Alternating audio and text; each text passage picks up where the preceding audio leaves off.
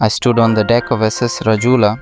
As she slowly moved out of Madras harbour, I waved to my grandparents till I could see them no more. I was thrilled to be on board a ship.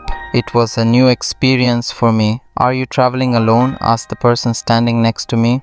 "Yes, uncle, I'm going back to my parents in Singapore," I replied. "What's your name?" he asked. "Vasantha," I replied. I spent the day exploring the ship. It looked just like a big house.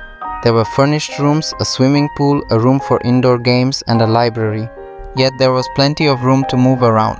The next morning, the passengers were seated in the dining hall having breakfast. The loudspeaker spluttered noisily, and then the captain's voice came loud and clear. "Friends, we have just received a message that a storm is brewing in the Indian Ocean. I request all of you to keep calm, do not panic. Those who are inclined to seasickness may please stay in their cabins. Thank you." There was panic everywhere. An old lady prayed aloud, "Oh God, have mercy on us. My only son is waiting for me in Singapore." A gentleman consoled her. "Don't worry, madam, it's only a warning. We may not be affected at all." Another lady, who was sitting beside me, looked very ill. "Not rough weather. I'm already seasick. A rough sea will be the end of me." I could not understand why all the elders were so upset. I remembered the several sea adventures I had read. Excitedly, I turned to the elderly gentleman sitting next to me. "Uncle, won't it be thrilling to face a storm on board a steamer?" "Have you ever been on a ship during a storm? It can be quite unpleasant, you know," he replied rather severely. I remember a time when the ship on which I was traveling ran off course. We were wandering on the ocean for a couple of days.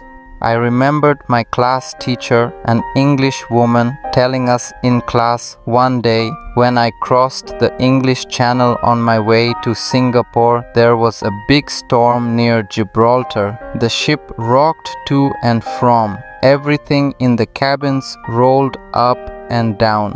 Turning to uncle again, I said, "Wouldn't it be fun if the storm broke when we have lunch? Then the tables, with all the food on them, would run away from us. And the chairs, with us sitting on them, would be a merry-go-round." Everyone round the table stared at me in horror. I thought to myself, "Oh, these adults, they've no sense of adventure. How dull they are." The storm didn't break, but in the evening a strong wind started blowing. The ship rocked to and from, rocking and rolling to the music of the wind. Huge waves were dashing against it.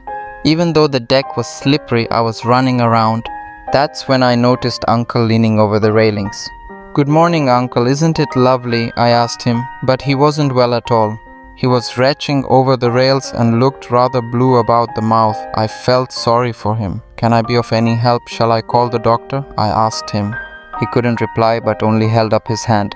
As another bout of retching shook him, he leaned over the railings. At the same time, a huge wave lashed the ship. It lurched violently, and the man tumbled over the railings into the wild sea. For a second I stood rooted to the spot. Then I ran like someone possessed, shouting, "And help, help, man overboard, save him, I must have made a lot of noise." I heard footsteps hurrying even that early in the morning. Tears streaming down my face and shouting incoherently, I ran full pelt into an officer. "What's the matter? Why are you making so much noise?" he asked in a stern voice. I was surprised to see it was the captain. "Oh, sir," I blurted out in relief. "A man fell into the sea. Please save him." "Where?" he asked, immediately on the alert. "There," I said, pointing a finger. He did not wait for more details, but ran at once to a room full of officers. "Man overboard," he cried. "Stop ship, drop anchor, quick." His instructions were immediately obeyed. The captain then raced to the upper deck. I kept trailing behind him.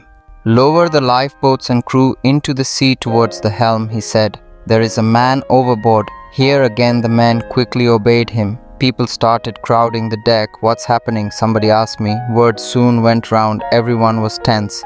Only an occasional "There he is" could be heard. Someone asked, "Who is he?" Another replied, "Don't know." Meanwhile, 2 lifeboats moved towards the man. I stood close to the captain. In his anxiety, he gripped my shoulder tightly and I winced. "You're hurting me, sir," I protested. "I am sorry, my dear. The sea is very rough today. I hope my men can reach him in time. My ship has never lost a passenger before." he said, crossing himself. He was watching the rescue operations through a pair of binoculars that hung round his neck. The boat was too far for me to see what was happening. I tugged at the captain's sleeve. "What are they doing, sir? Have they rescued the man?" I asked him. "They've caught him by the arms and are pulling him towards the boat." He was giving me a running commentary. "Oh, what bad luck. A sudden current has swept the man away, dragging 2 of the sailors with him." He sounded nervous. Just then, he noticed the passengers crowding against the railings. "Keep away from those railings," he shouted. "We don't want another accident." The ship had dropped anchor but was heaving up and down. I borrowed the captain's binoculars. Now I could see the rescue operation clearly. The crew in the rescue boats threw a strong rope to the 2 sailors in the sea and shouted, "Catch." Both of them were good swimmers and soon had caught hold of the rope. Then with powerful strokes they swam towards Uncle. One of them caught hold of him while the other tied the rope round his waist. With Uncle between them and the rope secured, the sailors swam back to the lifeboats. The rescue team in the boats leaned over and heaved the 3 men into it. In a jiffy, the boats were heading back to the ship. "Thank God," muttered the captain, making the sign of the cross again. "They've managed to save him." He turned to the passengers thronging the railings. "Please do not crowd round the man when he is brought up. He will need immediate medical care." Then he saw the ship's doctor standing with a couple of nurses. A stretcher was also being brought close to the railings. "Doctor, is everything ready for the patient?" the captain asked. Aye, Captain," nodded the doctor. The captain moved away to restore order on the ship. I edged close to the doctor and asked, "What will you do to him, doctor? Will he be all right?" "Aye, I think so. All the water will have to be pumped out of him. He'll have to be given artificial respiration and kept warm." "How do you pump the water out?" I asked. "We put him on his stomach and massage him until he brings it all up," he replied. As soon as the rescue team reached the ship, Uncle was placed on the stretcher and rushed to the hospital room. The captain then came to me and said, "Run along now and play with your friends. I'm busy, but will send for you when I'm through. I might even have a surprise for you." When he turned away, I quietly sneaked into the hospital room to see what they were doing to the patient. 2 nurses were scurrying to and from with trays full of medicines and syringes. Another was rushing off with Uncle's wet clothes. I stopped her and asked if Uncle was conscious. "Not yet," she replied, "but he's better now. He should regain consciousness in a little while." The ship was still rolling, so I couldn't play any games. I went and sat in a cozy chair in the lounge and started reading a storybook. I was feeling drowsy and must have dozed off. The next tiling I knew was somebody saying, "Wake up, child, you're Vasantha, aren't you? The captain wants to see you in his cabin."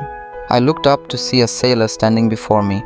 It took me a minute to recollect the rescue operation and the captain telling me, "I'll call you afterwards." I followed the officer eagerly.